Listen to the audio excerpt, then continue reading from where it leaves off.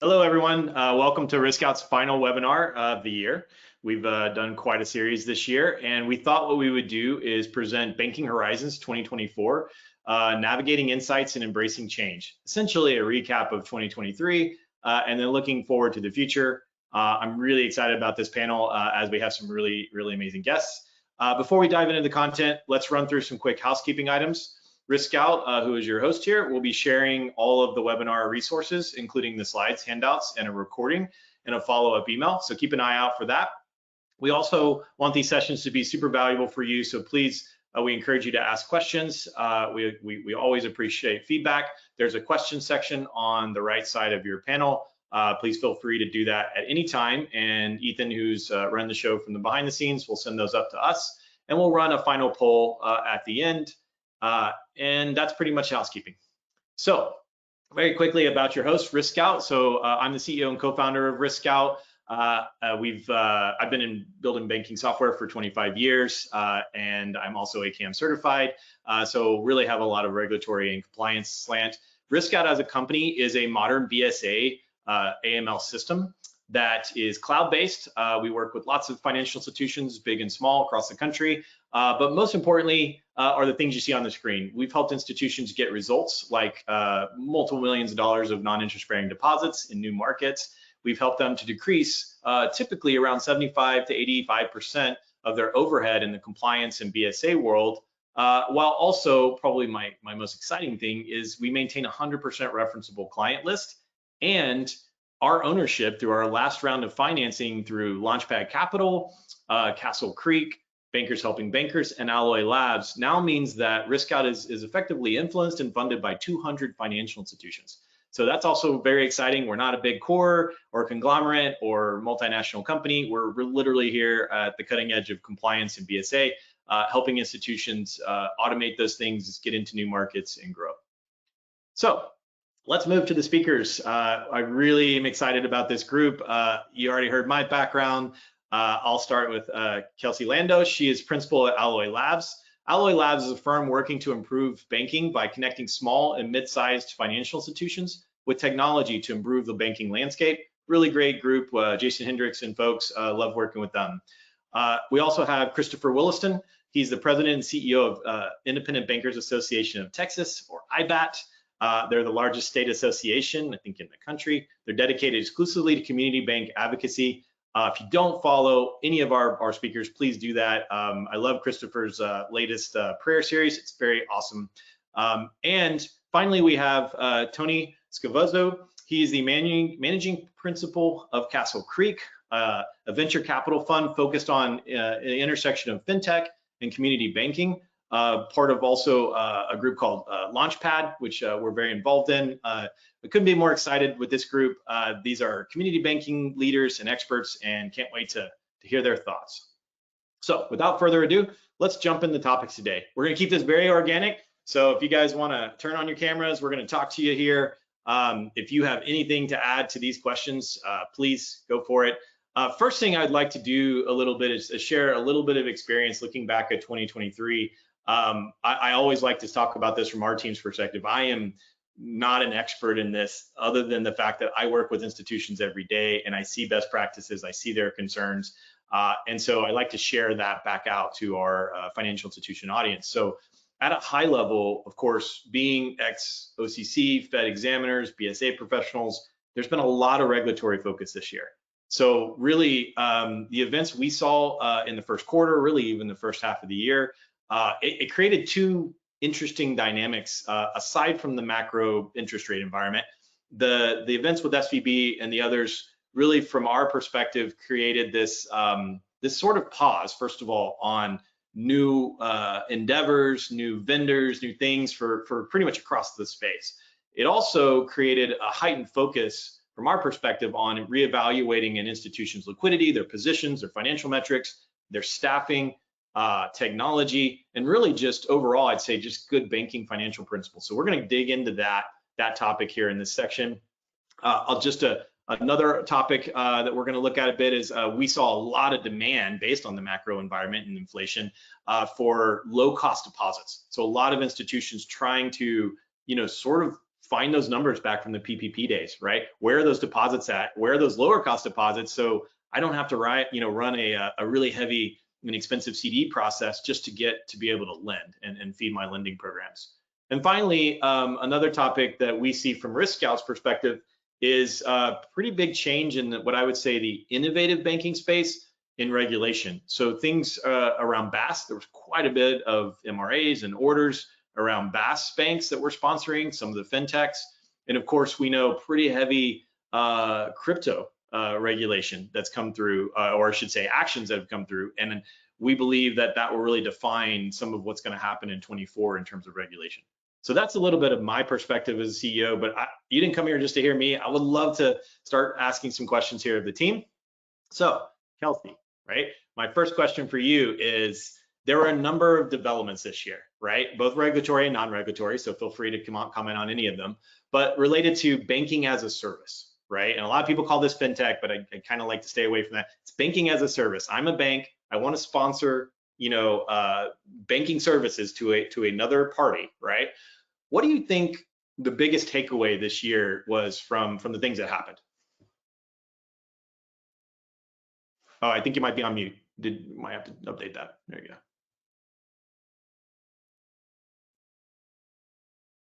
Sorry, can you hear me now? Yes, gotcha. Yep. Yes, gotcha. Okay.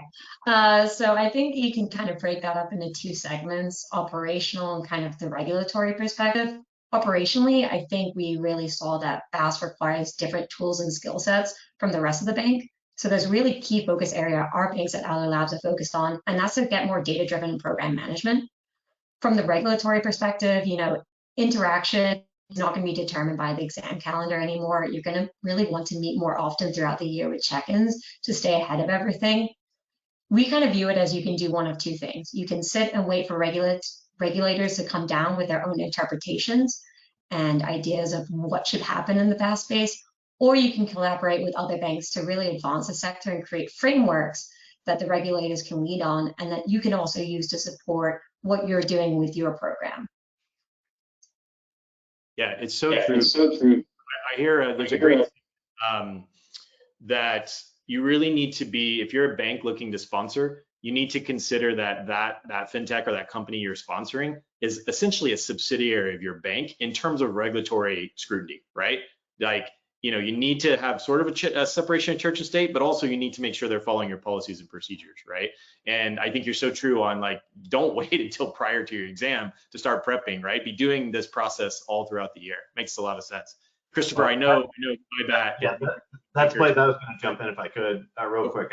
And I'm gonna go hot takes here just a little bit. I think what we learned in the BaaS world this year is you can be the coolest, most cutting edge, smartest banker in the world and still operate in a way that borders on moronic. Okay. The regulatory actions this year, I think, are going to run off people and give BaaS a bad name in a way that it really shouldn't. By and large, the stunning revelation that we found out in 2023 is that banks didn't take time or apply a common sense filter to their own responsibilities in how to manage these programs, right? Some of the BaaS groups are a consortium of consent orders, right? At this point, you reference that, Justin, because they acted like what they were doing was so cutting edge that somehow it relieved them of kind of the blocking and tackling responsibilities that they have in compliance, and particularly BSA AML compliance. So, my biggest takeaway in this space, and the one I would want every banker to hear, is there is a way to act responsibly, right? And you need to do that, right? Apply the common sense filter. Don't hand off your responsibilities to a third party.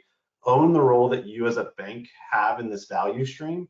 For fintechs, you're technological and compliance infrastructure, period, right? This is kind of, you are compliance as a service for the fintechs, and to the greater degree, you hold the bag at the end of the day, right? And Kelsey, you said that, I just said it in kind of a more, brash way, so pardon me for that. Tony, do you have anything to say on BaaS for 23? I might be on mute. Yeah, sorry about that. I wish I had something intelligent to add, but I think Kelsey and Chris really nailed it. Okay, great. Well, I got a follow-up question for you, unrelated to BaaS. Looking at the events of 2023 in banking, given that you serve on many banking boards, right? what were your takeaways with the events of the first half of the year in terms of learning lessons in 23? Wow. That this could be a deep one.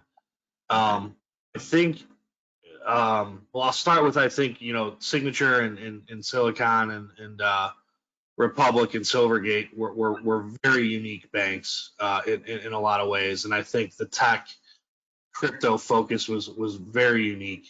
So I do want to separate that distinction out. I mean, most banks were not as correlated to those spaces as those four were.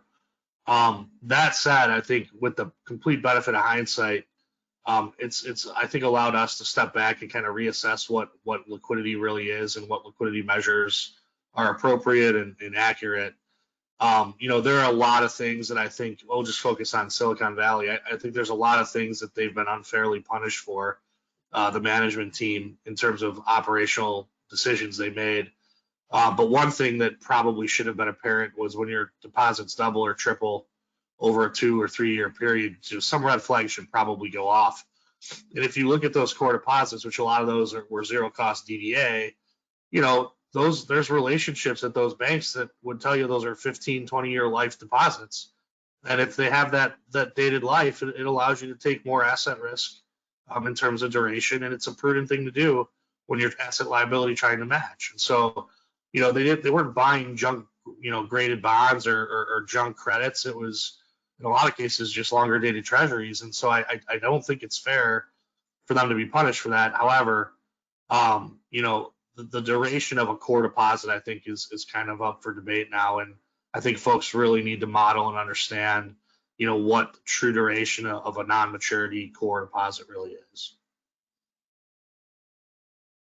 So is there a point in terms of kind of bringing it high level with bank runs, right? The concept of bank runs, that really any institution is essentially immune from that, right? I mean, how is your thought?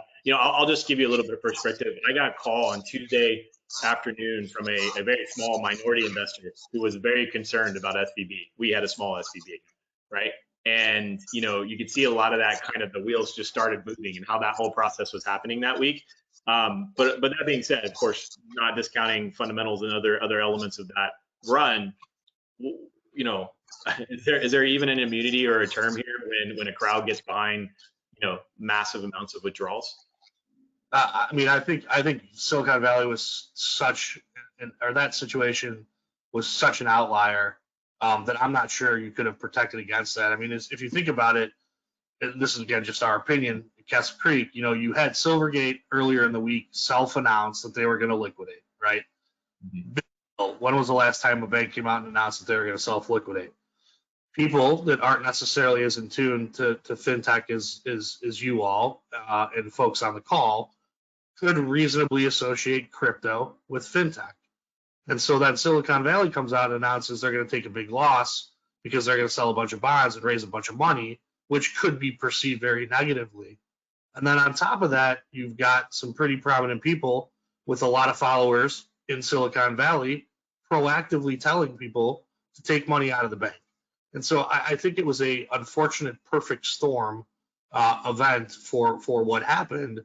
And I think, it's logical when you kind of walk through it why it was unique, but there was not this follow-on series of failures of liquidity runs from other true core traditional community banks that followed that, because they just didn't have that exposure and didn't have that same set of circumstances. Yeah, agreed. Anyone else want to comment on that scenario? I know we talked about it forever this year, but is that enough on that topic? I'll just say I think Tony's spot on. I mean, like there's a right combination of sort of like not awesome management decisions here, but certainly not fatal. Followed on with just some epically bad timing that just contributed. You said perfect storm, Tony. I couldn't come up with a better term. That's exactly right. Okay.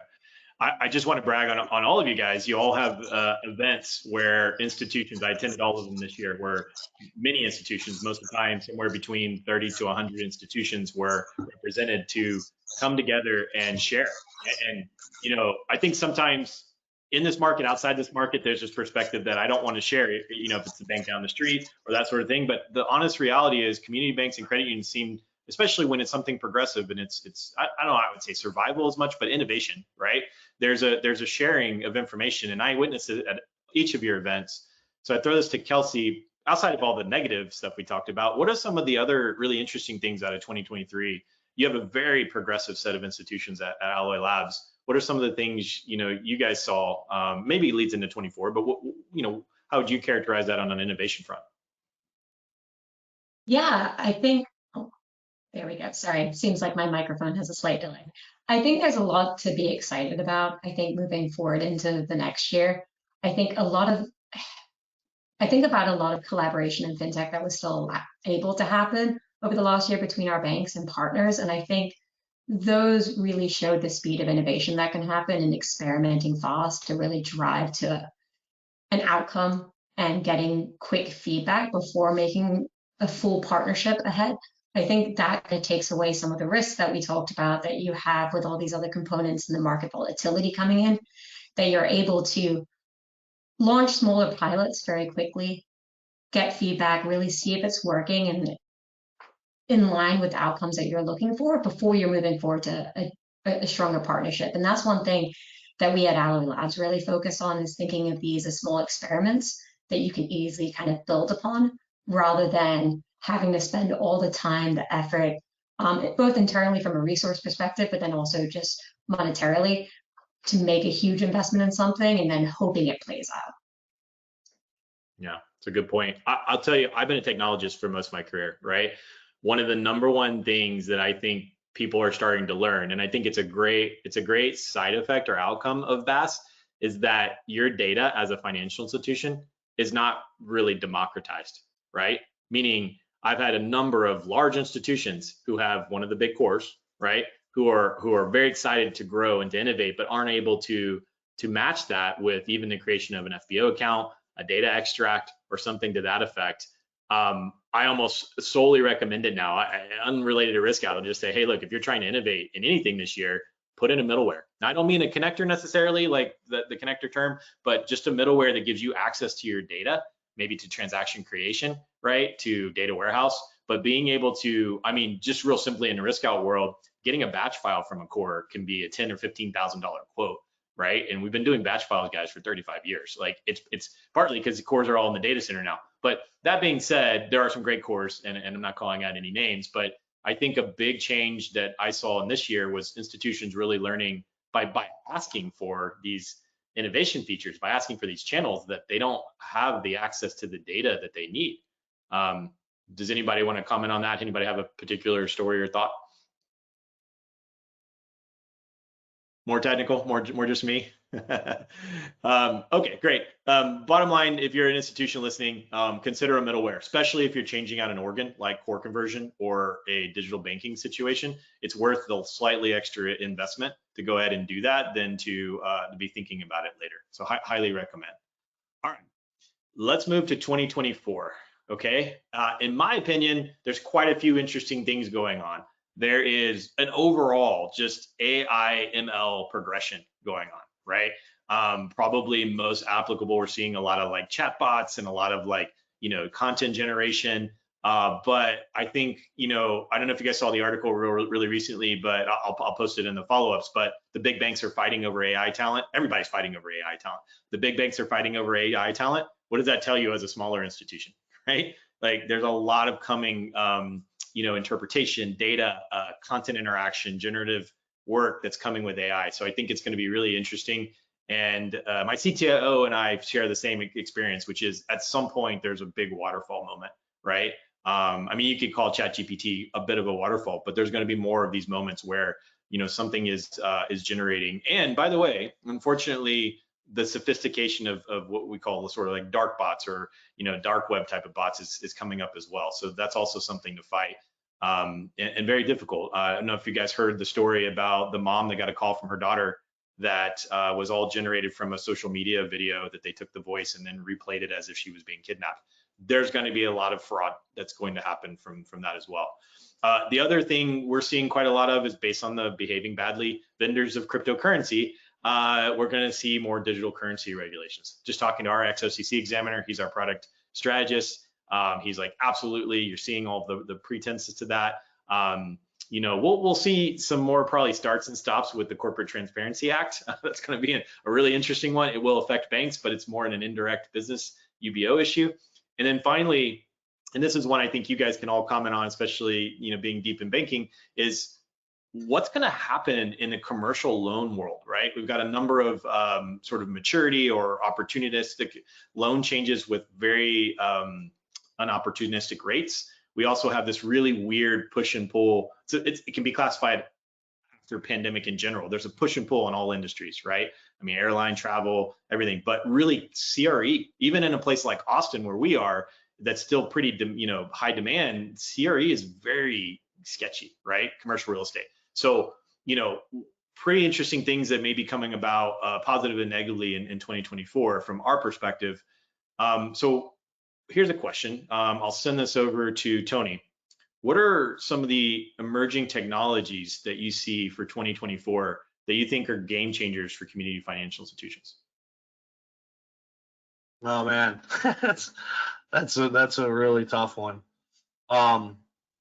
The immediate answer that I would follow that with is I don't know that we have seen it yet, and I'm not sure that there's anything that I would say would stand out as totally game changing. I would say that, you know, whether it's BAS related things we've talked about, or ChatGPT, or other things around and risk, I think are really, really critical. I mean, it's kind of common sense. It's a risk-taking industry, but with the regulation, I just think the more buttoned up you can be, whether it's with people, right, real assets, or with software or other technologies to just help be smarter, better, faster with compliance. I think a focus on compliance is a really big one.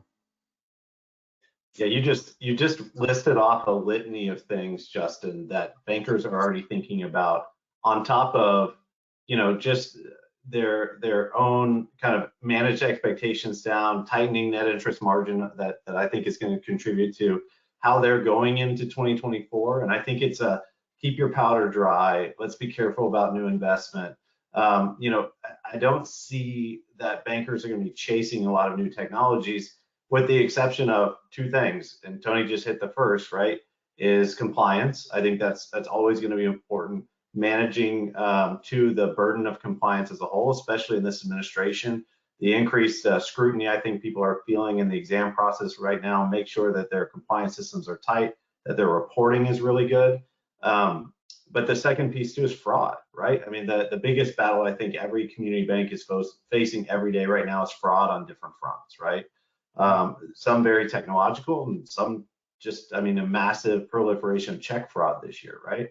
So those are anything that kind of gets at one of those two problems in 2024 is going to be top of mind, maybe as a must do. But Tony's probably right in like there's not that game changing consumer technology, customer facing technology thing that's hiding below the surface. I don't know. I'd love to know what Kelsey thinks here, but that's my read anyway. Yeah, I agree with a lot of what was just said. I think the one thing that we always need to remember when thinking about new tech is that tech isn't the final answer for everything. You know, it's really about what outcomes you're driving with it. I think, you know, we have to remember tech, no matter what the technology is, it's a tool that makes us better at our job. So we really need to make sure that we orientate ourselves and also our organizations to really extract the value from that technology. A lot of the times you see people just putting in tech or working with different vendors and thinking that will be the solution. But we really, unless it's driving a specific outcome and the use cases that you want to achieve within your organization, it's not really going to have any meaningful impact for you. Yeah, let's dive into one of my like sensitive areas here. So we are a regulatory compliance company. Funny story, we were presenting an IBAT in, what was that, Chris, May? September, June, one of those. Yeah, it was September one, yeah. Over the summer, fall. You know, yep. IBAT has 600 bankers in the audience, and you know, I'm talking about compliance, right? Couldn't be a more boring topic. But I will say, to your point, you guys leading with the ex-FDIC chair, the focus being on compliance regulatory space. At your event, at Alloy Labs event, at Castle Creek event, I had way more chairmen of the board, CEOs coming up to me. Generally, I think of CEOs, they walk around the corner and they see the examiners or auditors in, and they're like, I'm out of here. I'm going to go. Anybody need a coffee, right? Characteristically funny. But the bottom line is I had way more people approach me and say, hey, we've got to get serious about this. We got to automate it, because at the end of the day, we can't keep hiring 5, 10 more people, and we know we need it, and we know the regs are getting bigger. I don't know if you guys know this stat, but since 2019, financial crime spend in the U.S. is actually up 60%, the market itself. And NASDAQ, who owns Verifend, did a study, and they determined that only about 10 billion of a $60 billion market is actually software. So what does that tell you? The spend, 50 billion, is essentially people in process. And so absolutely, I think the exciting and innovative stuff is really the table stakes, the making sure you're automating these things and staying above board. Yeah, so I think that's some of the things. I will tell you one last thing about that is, like, when we go to ACAMS, which is the big compliance conference, one of the big ones, there's machine learning all over the place.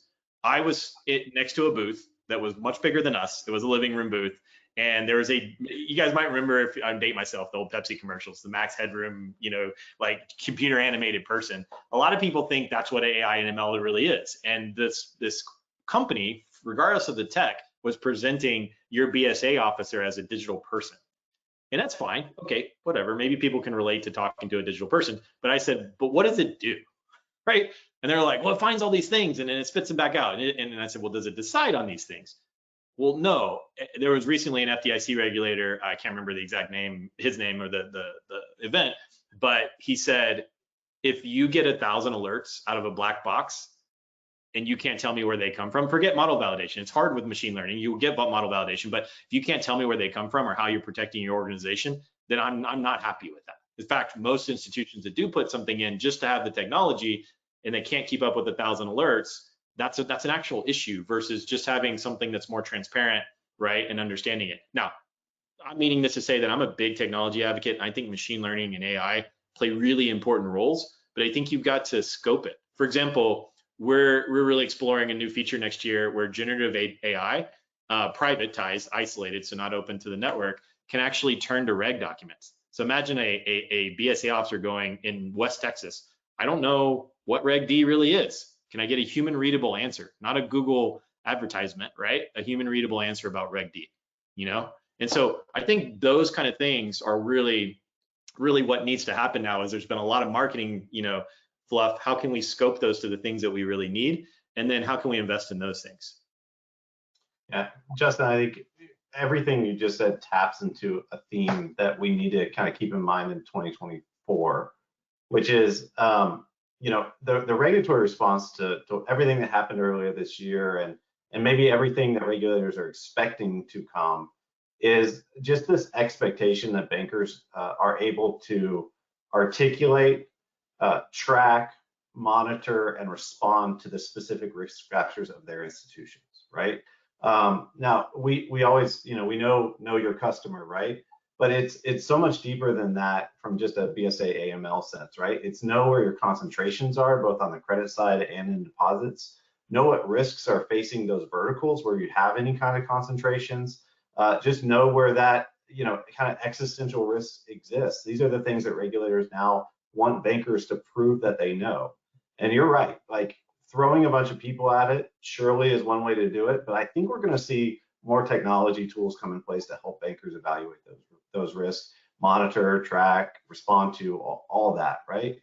I think the caution point here probably is how slow bankers are going to be to respond to that.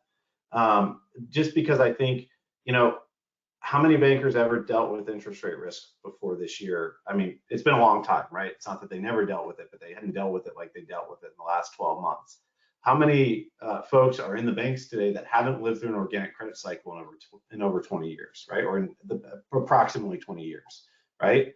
You haven't, right? So living, breathing, assessing, monitoring, all these things of risk, both on both sides of the balance sheet, right, are things that are being scrutinized in a totally new way, and we're going to see a technological response to help facilitate that, the kind of tools that we need as an industry. That's my expectation anyway. Yeah, to segue that, I'll throw one over here to Tony. There's predictions about the interest rate, the interest rate situation for 2024. But just in general, it doesn't have to be interest rates or macro market. But what do you think the financial institution market looks like in 2024? Very big questions for you. So, Yeah, I think we're going to see more activity from an M&A standpoint than we did in 2023. It's been a pretty slow year. The interest rate related issues, aren't particularly helpful for merger accounting. And not until this past week or last 5 days, rates have come down quite a bit, which is helpful. But there's still a general fatigue, I think, in the industry. I mean, COVID wasn't that long ago, and that was pretty painful to go through. And now you layer on a presumed liquidity crisis or mini crisis, and that's fatiguing as well. I think you're going to see maybe a little bit more FDIC involvement as well in some cases. Smaller banks that have the double whammy of interest rate risk and liquidity risk, and I think there's going to be what we consider to be arranged marriages in some cases. But overall, I think while we just talked about compliance and fraud and risk really being top of mind, bank profitability has really suffered. Margins are down, and we've gone through a decade cycle of efficiency improvement, and banks are saying, well, I don't have any more to cut. Where am I supposed to cut now to help offset this margin compression? And so I think you're gonna find a lot of folks fatigued and done battling a contracting margin and profitability environment, and are gonna say, well, maybe we're better off finding a partner that can either fix these things for us, or we're willing to believe their story and take their currency and fold into them. So I'm not sure. I think that there's going to be traditional levels of M&A like you would see in any given year. But I do, based on discussions we're having and banks we're involved with, I do think you're going to see some activity pick up next year, certainly compared to 2023. Yeah, I think Tony's probably right. The mitigating factors continue to be right. The AOCI issues that are just ultimately gonna compress where actual values are proposed by a buyer versus expectations of boards of directors, right? And then you're absolutely right, Tony. The earnings issues and the effect that will have on values as a whole. I mean, we've lived through the last 2 or 3 years with some pretty substantial profitability for a lot of institutions. I think that got a lot of boards of directors, shareholders of banks with some dollar signs in their eyes, thinking about what their bank might be worth. And so it's just, I think it's all a question really of how you can manage those expectations, whether or not, folks just get scared off, say, well, maybe we wait till the environment gets a little bit better, right? Tony, I'd be curious, if that's how much, you think that will be a factor in the overall activity. What specific factor? Just that specific shareholder expectations for value and whether or not it can rebound to the point that we do see, a substantial uptick in activity. Yeah, well, you're right in terms of expectation management. I mean, people don't like the prices they're seeing on the screens, and I don't know what the number is now, but the banking sector is down 25% or whatever this year. It's a big number.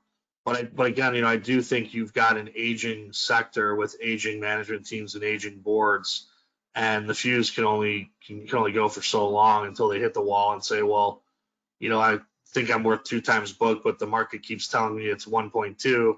At some point in time, I should probably pay attention to what the market's telling me, because that's a real and tangible. So I think, but I do think, Chris, I think we are. Even with Silicon Valley being 9 months ago, the first couple months after that were big shock, and activity just.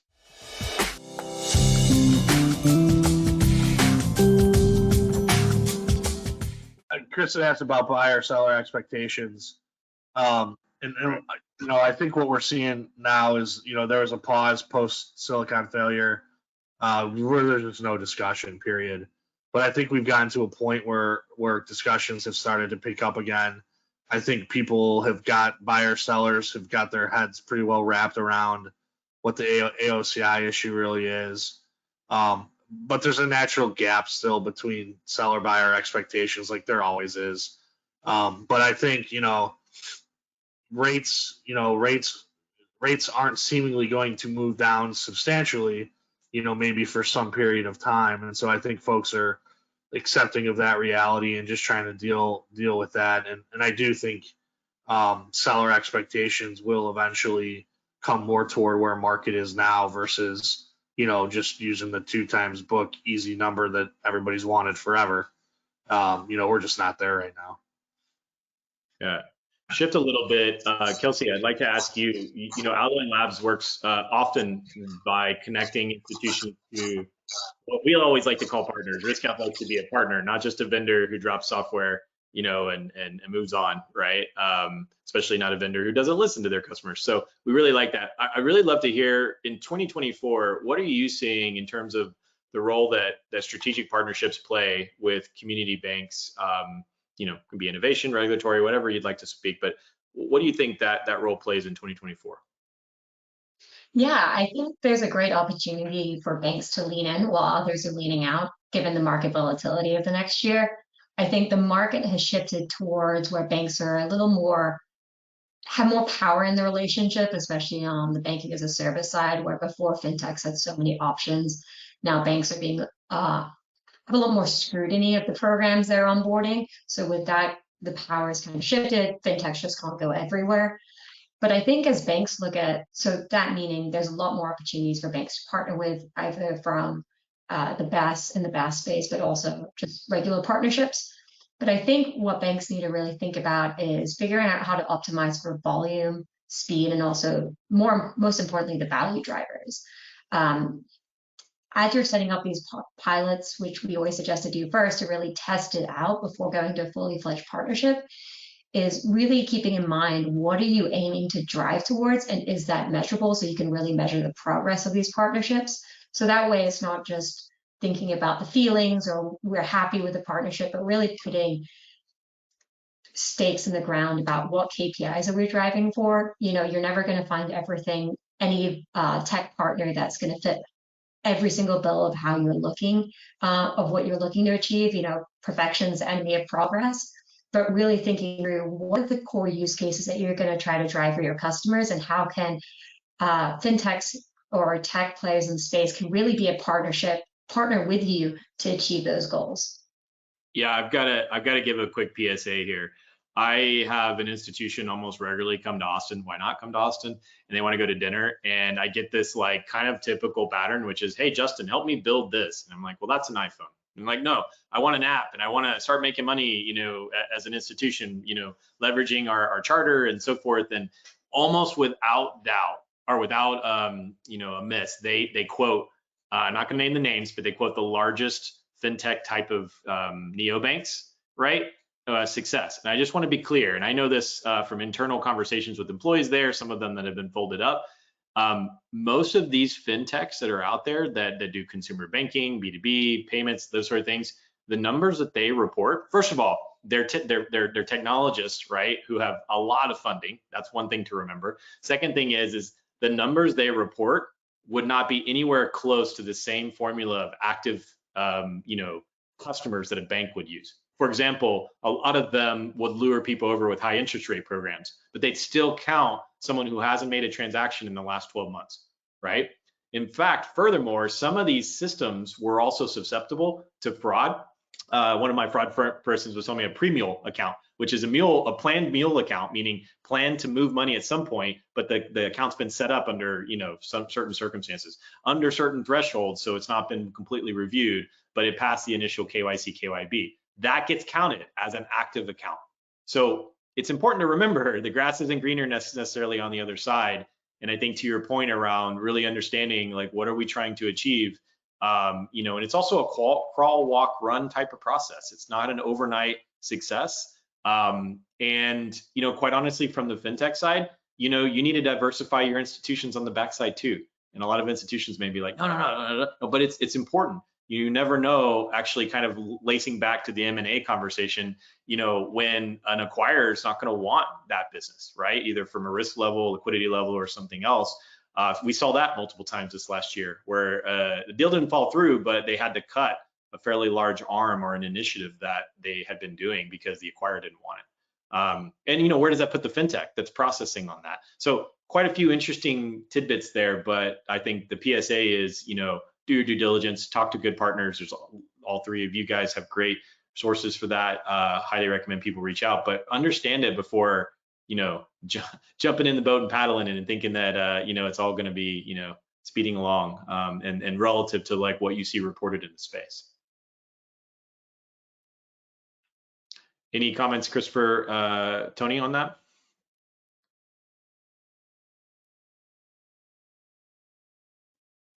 I mean, I would say we tend to, the neobank model is an interesting one to us. I mean, I think if you value relationships, particularly in terms of disintermediating credit and working with folks that have credit expertise, I just, I think I see trouble with that model longer term. I mean, a neobank is directly competing with banks that we invest in, so they're competitors to us, to be clear. But I don't know who you can point to that you could say with wild success, their top quartile profitability, top quartile growth, top quartile return on capital, not top quartile active users, right? So I don't know. I think it's a troubled model. That's the one. Honestly, it's we Launchpad Capital on our fintech fund, and that's just one area in general fintech that we're staying away from because we've got trouble with the long-term sustainability of those models. Yeah, and Justin, it gets to this. Kelsey said really well. Like the technology is not the end all be all. And I was talking to a banker recently who said, "Oh, we're going to do a digital bank in the Austin area, and here's what we're going to do, and here's he kind of laid it all out for me." And I said, "Okay, cool. Well, I mean, I'm in the Austin area, so I'm presumably part of your target customer. Why the heck am I going to bank with you and your digital bank, right?" The idea is that hey, if we just do this all digital model, we do this all digital. It's like it's still not compelling enough to me from a value proposition to jump from one place and go to another, right? It has to. What we really have to ask ourselves is where the real value proposition shifts in financial services as a whole.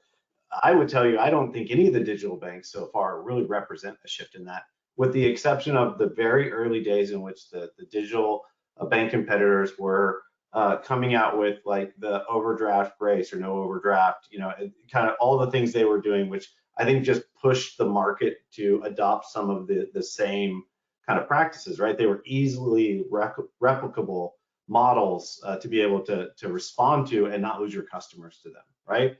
So then the question becomes, are you doing something really special? Are you targeting a niche and serving that niche in a significant manner, a way that's unique and offers them value proposition that maybe they're not going to find somewhere else in the market? Demonstrates your kind of understanding of them and your way of serving them is different than anybody else. Otherwise, direct digital banking models just don't work, right? Niches, there's riches. I mean, that's the old cliche. Bankers need to be thinking the same way. But Tony said it really, really well. You better make darn sure you understand those niches really well, right? We've already had a bank failure very recently of a bank that kind of chased some lending opportunities outside of a vertical that they were used to. In this case, it was trucking, at least reading how everything played out, right? That was a niche that they went after that they didn't necessarily have the sophistication to go after. Bad things happen when that occurs. So there's a real balance here, but you just have to think about this as like, as a customer, what's going to actually make you change your primary financial relationship? What do you actually offer? It ain't just, oh, well, we got digital onboarding. That's not enough, right? It's not that compelling to make me pursue a relationship with you over somebody else. What I would just throw in there, I think that's well said. What I would throw in there too is, at any given time, we're invested in 15 or 20 banks across the country. We've been around for 30 years and have deployed over $2 billion into community banks. So we're very active in community banking. we have had several of our banks over the last several years propose to the board some digital banking strategy. And anytime that strategy gets run down, that discussion gets had, you get to the meat and grits. To me, the digital bank, unless like Christopher said, there's a real niche that's unique. Digital banking to me is price sensitive money and unprofitable. And I have yet to see somebody prove otherwise. It's just a big challenge. I mean, look at the hundreds of millions, I think over $1 billion in capital that's gone into Borrow Bank, right?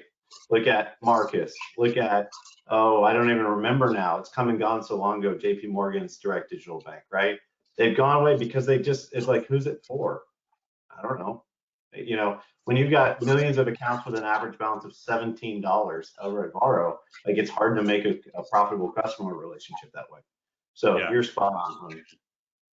Yeah, I guess the one thing that's interesting out of this whole thing, though, and it doesn't require the setup of a digital bank brand either internally or externally, but it is that many of my banks, especially treasury teams, have had the mentality that during the pandemic, we taught our treasury customers that they don't need to come into the branch. Now, I don't think branch is dead. Don't get me wrong. I'm not saying that. Just saying when you teach people that they can do a refi from home, they can send documents in, they can do video teleconferencing to open accounts, and then you take that away, which, so a lot of institutions, for example, opened up Dropbox and a lot of things they don't normally run, but to be able to facilitate what was going on during the pandemic.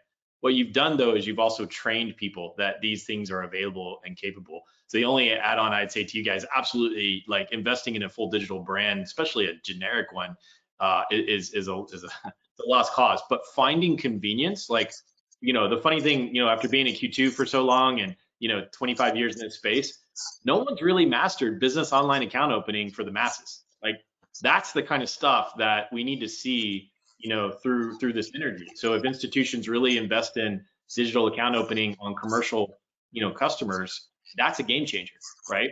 And there's not a lot of technology that's actually functioning out there right now that can handle more than just a sole prop. So, right. Some of the things. But even that point, Justin, right? Okay, you master it today and you launch it tomorrow. That just the fact you have it isn't compelling enough to bring all these business accounts to you. It might make it easier if you actually go work a sales strategy to bring them in. We already know kind of how questionably great some of our community banks are at working that kind of strategy. So then the question is, then you made it easier, but the folks that are coming to you are your probably earliest or smallest companies, least profitable potential customers. Unless you really are like, because you haven't done anything to differentiate yourself as a bank, right? Hey, it's easy for you to switch over. Why would I? Right. Well, it's a good point. Like sometimes we call this affectionately Field of Dreams banks, where they build it and they expect it to come. And I think at the end of the day, you're right. We've seen a lot of banks, new programs that another bank was very successful at. This new bank had all the technology, had the people, but just didn't execute a marketing and growth strategy that worked, right? In fact, probably didn't invest much in it at all. Kelsey, I'm going to give you the last question. And then we'll kind of run to a poll here. Any last thoughts with how institutions for 2024 can best prepare? I mean, this is kind of an open question, so it can be technology vendors, it can be VAS, but what is your kind of final thought? And then I'll kind of swing around to Christopher and Tony, and then we do have a couple of questions from the staff, from the crew. Yeah, I think. Oh, there we go. Yeah, I think. Well, I wish there was an easy playbook to follow where I could tell you, here are the 5 steps that you need to think about in 2024. I think when prepping for the future, you're not just prepping for 2024, you're prepping for the long term, and the 2024 is just a step in that plan. Banks and the credit unions are long-term focus in general. So you have to be focused on a long-term strategy.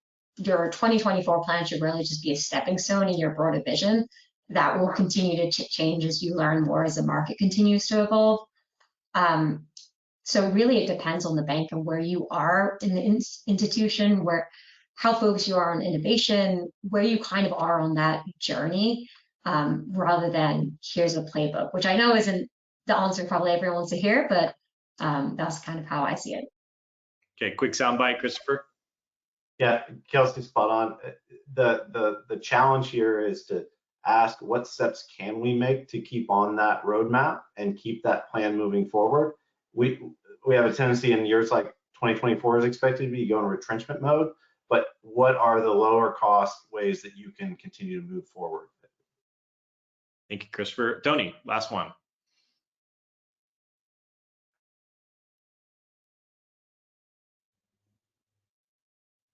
Did we lose you? Uh-oh, okay. I'll see if I'll come back to you on that one, Tony. Ethan, can you go ahead and run the poll for us? We've got a poll to share here with everybody on the call. Really what we're wanting to know is what would you like to learn more about? And again, we run all of our sessions based off of your feedback. So is it unlocking new markets and revenues? And you can select more than one. Improving customer member onboarding, compliance staffing, help and services, streamlining and automating compliance processes, developing a BAS partnership program. Give that a minute here. Tony, what's going on? Go for your last statement there. Yeah, I was just going to say, I'll come, there's a lot, we talked about a lot today, but I'll come at it from a shareholder standpoint. All of these things that are compliance and risk and fintech and all the things that we've talked about, how do you piece all these things together to generate, the appropriate rate of return for the institution for the risk you're taking? And interest rates have come up so much now that, bank sub debt is trading in the 8, 9, 10% range. And if you're an equity owner of a bank, you're subordinate to sub debt, you ought to get a return that's better than the sub debt. Yet a lot of banks are still providing returns that are in the 5 to 10% range on equity. And so I think you want to defend your independence and defend your institution. The best way to do that is through high performance. And I think you got to kind of figure out all of these things and how it all comes together, right, to generate the right rate of return for the risk you're taking. Yeah, well said. We've got a couple of questions here I'd like to try to address before we close out. Ethan, were you going to share poll results or are we leaving that? No, we'll leave that out. If for those of you that did respond, we'll make sure that we follow up with you individually. And as we look to the new year, we'll start to incorporate those same ideas into our new webinar lineup. So thank you for that feedback. Okay, so the question we have here, what do you foresee as the biggest change in community FI budgets in 2024? Essentially, what will be more allocated or less allocated in 24? We'll grab Christopher on that one. We've said it. More compliance, more fraud battling. I think that's the answer we've given consistently. I won't change it now. Okay. Kelsey, I have this question. I'll start with you, and if anyone wants to add, happy. What's the best way to stay up to date on larger industry trends and any particular outlets or banking influence you recommend? First of all, before you answer that, anybody on this group, Kelsey, Christopher, Tony, for sure, follow them. But yeah, what do you think, Kelsey? Yeah, I love reading a lot of the different newsletters to keep up to track. So This Week in FinTech, FinTech Brain Food. I'm sure there's a lot of others I'm missing that I read regularly, but not coming top of mind. But newsletters like that to get some quick bite-sized knowledge and move on. Just for Tony? Yeah, I can add, it's not going to be a surprise to people that are listening, but I think Bank Director does a lot of good work with publications, but both banking and FinTech. It's a decent place to be, decent place to read. Yeah, quickly on that, I'll be out at AOBA. I think a lot of us on the call will be there, so happy to meet in person. If you're going to be there in February, first show for me in the new year. Yeah, I don't know if we're still allowed to say that we spend time on X or Twitter or whatever, but there's just a lot of great conversation consistently. I listen a lot to the kind of FinReg experts and the folks that monitor the developments in Washington, D.C. and with the agencies. There's a lot of great economic data flying around there all the time. So I won't point to any specific accounts, but there's still a ton of good conversation happening about the overall banking landscape. Some good community banking voices in there too, over on X. Maybe on Threads. I haven't found them on Threads yet, so I'm trying to figure that out. Not too much. I'll just do a shameless plug. We do have a BSA community where we don't sell you in the BSA community. There's over 300 BSA officers and it's growing every day. Ethan and I will send some follow-up information. So if you're a CEO or a chairman on this call today or non-BSA officer, send it to your BSA team. We do actually limit it to BSA and compliance staff so that it's the true community.